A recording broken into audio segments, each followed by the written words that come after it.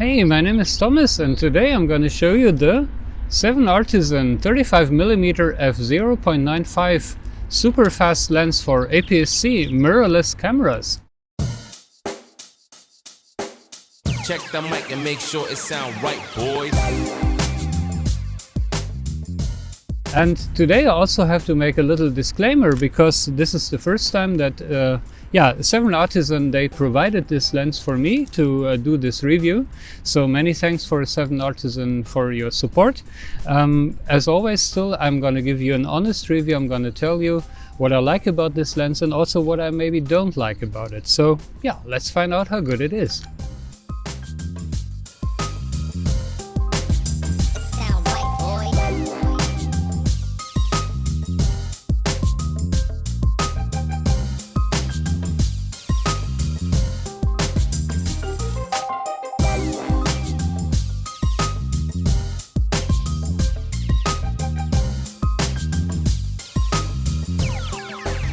It sound right, boys. 7Artisan, as you might know, is one of these emerging Chinese brands. Their first lenses were issued around 2016, I believe, and this is a very recent addition to the lineup.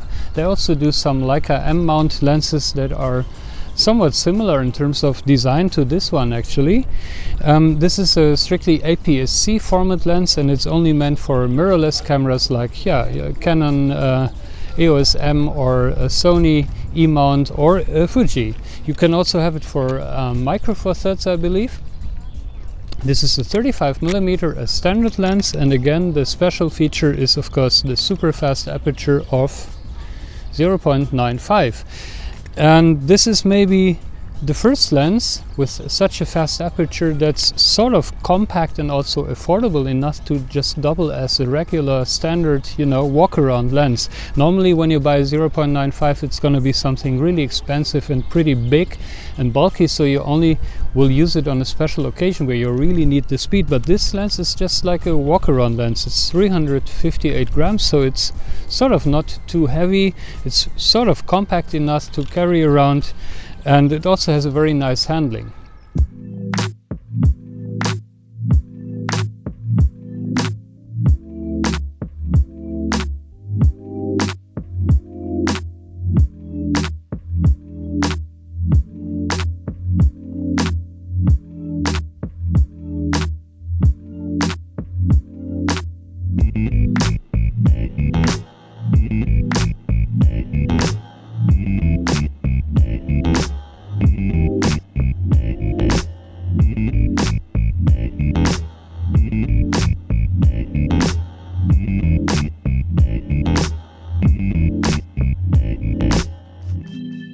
Let's first talk about the mechanical quality, and again this is a very nicely finished lens. I especially love this sleek anodized finish, also nice barrel design, and the focus ring turns very smoothly, as does the aperture ring.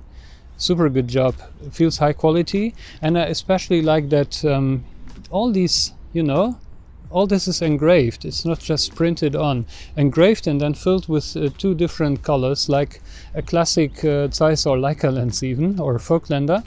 So again, a very nice finish. The only two small complaints I have is, number one, the aperture ring is clickless. I was said it's very good for video guys, but for a photographer it's just not nice, because you put you do like this. You like to focus at open aperture, and then you want to close the aperture, and you always have to check your setting. And number two is there is no hard stop at infinity. That means I'm focusing on infinity like this, and it doesn't really say infinity here, so the markings are a little bit shifted, which makes it a bit less precise. But apart from that, fit and finish of this lens are really top-notch, and the problem with the hard stop at infinity is also shared by, for example, Samyang or even Folklander lenses, so maybe room for improvement in the future.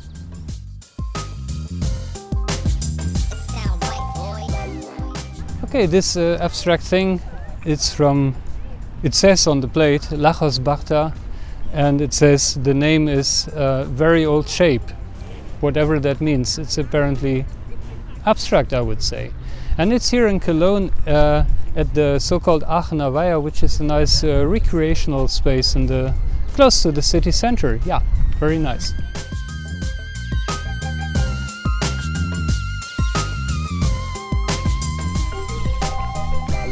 That's a nice thing of when you're using a super fast lens, you really can separate subjects even when they're pretty close. This statue is like maybe 3 meters tall and still a lot of subject separation.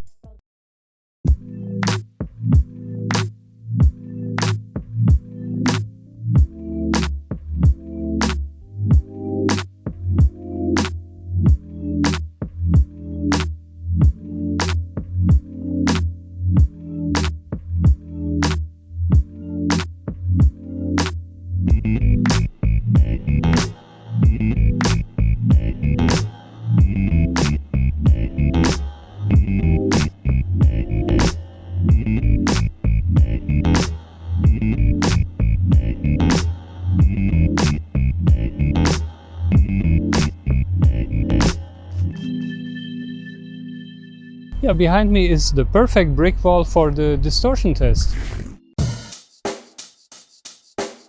Check the mic and make sure it sound right, boys.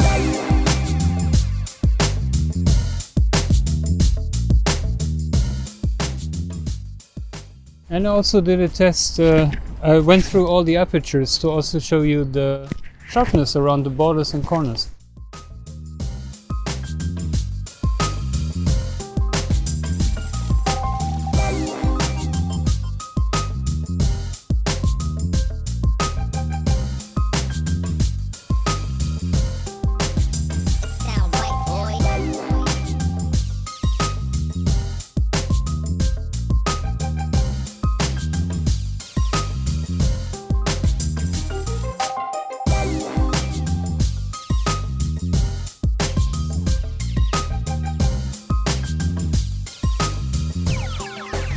It sound right, boys.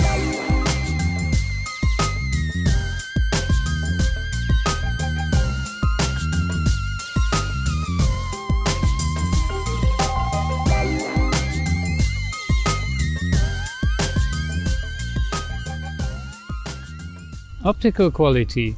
This is an 11 lens element design, 11 lenses in 8 groups, so it's somewhat substantial and modern. And the bokeh is actually more neutral than I thought first. I thought this is going to be a soap bubble character bokeh lens, but no, it isn't. You have not very harsh outlines. The bokeh is pretty neutral, and also the geometric, vignetting is very well controlled, I would say. Of course, there are other lenses that can do it even better, but keep in mind it's a fairly compact and also affordable lens. And the sharpness is also pretty good, even at open aperture. It's more in a circle around the center towards the borders. Of course, it gets softer, but nonetheless, it's a sharp and contrasty lens even at open aperture, depending on the subject that you're shooting. You're not going to shoot landscapes with this at open aperture. And if you want to shoot landscapes, then you really should close to f8, because the borders have to catch up in sharpness, and the best overall picture you get at f8, where it's pretty sharp all across the frame. Good performance, even though I think that maybe there are other lenses out there that are even better for that sort of landscape shooting. Chromatic aberration is also pretty well controlled at the open apertures. I see it mostly in the bokeh areas that get some green or purple fringes, but the stuff that is in focus is pretty well controlled regarding chromatic aberration. Again, impressive performance, I would say. This is of course a manual focus lens. There are no electric contacts to the camera or anything like that. A manual focus at 0.95 can be a bit tricky because you have such a shallow depth of field. So an autofocus lens might be better for many of you. I personally still love manual focus lenses, even though I have to take my time. If you're going to shoot portraits, for example, the person has to be standing still a bit. It doesn't really work for any action-oriented shots unless you are very, very well trained. So keep that in mind when you do your purchase decision for any manual lens, but especially for such a fast one.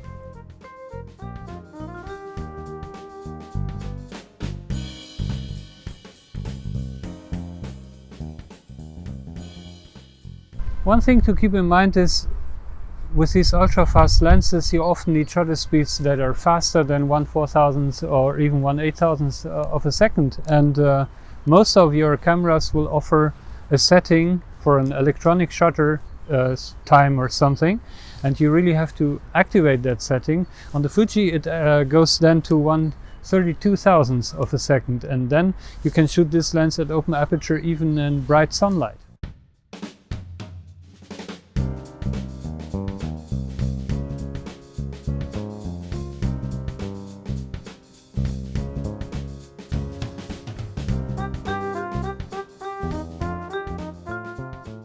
Manual focus, standard fast prime is always a lens for me, because I think you can do a lot of very different things with it, and you can get very, very nice bokeh shots, especially with this lens. You also can get very decent landscape shots. It's a nice walk around lens. It just does it all for you, and it's got this classic 50mm full frame look to it, and this lens does it very well. My minor complaints are: number one, the stepless aperture ring, the focus ring that doesn't have the hot stop at infinity like in the TT-Artisan lens, and maybe the corner and border sharpness, let's say around f4, f5.6 could be a little bit better, but at f8 it's a really, really capable landscape lens as well.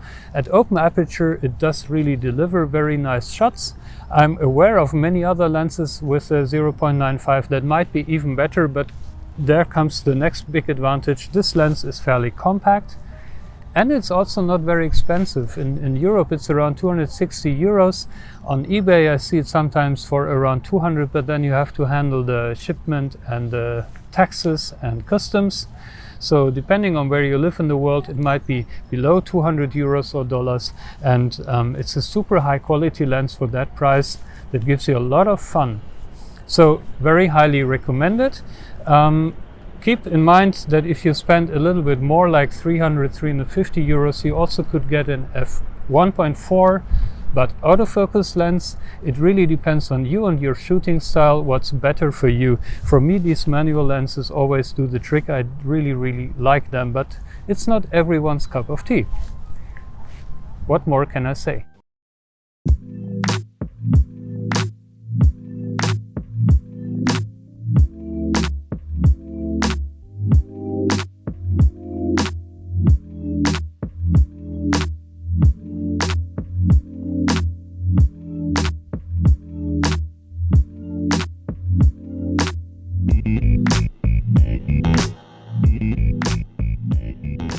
That's it for today. I hope you found this useful. I also will set up a blog post on my Tom's Cameras blog with more sample shots of the lens that you can watch and download.